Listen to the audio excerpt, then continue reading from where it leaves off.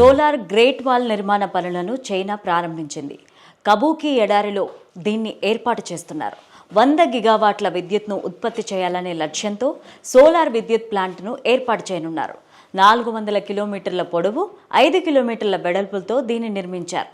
Beijing నగర అవసరాలకు అవసరమయ్యే విద్యుత్ కోసం ఈ సోలార్ ప్లాంట్ నిర్మాణ పనులను ప్రారంభించారు.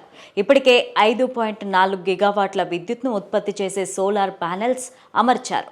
ఈ సోలార్ గ్రేట్ వాల్ నిర్మాణ పనులు 2025లో పూర్తి కానున్నాయి. కబూకి ఎడారిలో సోలార్ గ్రేట్ వాల్ నిర్మాణ పనులు పూర్తి చేయనున్నారు. ఇక్కడ ఎండ వాతావరణం ఉంటుంది.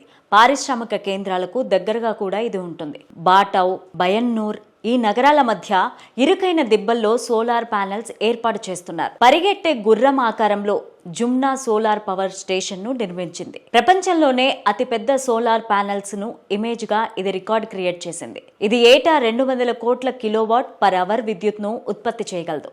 ఇది 4 లక్షల మంది ప్రజల అవసరాలను తీర్చగలదు. ఇన్నర్ మంగోలియాలోని కబూకి ఎడారిలో సోలార్ గ్రేట్ వాల్ నిర్మాణ పనులు జరుగుతున్నాయి. సోలార్ ప్యానెళ్ల కారణంగా ఫోటోవాల్టిక్ సముద్రంగా ఈ ప్రాంతం మారిపోతుందని నాసా ఎర్త్ అబ్జర్వేటరీ ఒకరు అన్నారు. నాసాకు చెందిన ల్యాండ్సాట్ 8-9 ఉపగ్రహాలు ఇక్కడి పరిస్థితిని చిత్రీకరించాయి. ప్రస్తుతం చైనా సోలార్ విద్యుత్ సంస్థలు మొత్తం కలిపి 3,86,875 మెగావాట్ల విద్యుత్ను ఉత్పత్తి చేస్తున్నాయి. ఇది ప్రపంచంలోని మొత్తం సామర్థ్యంలో సగానికి సమానం.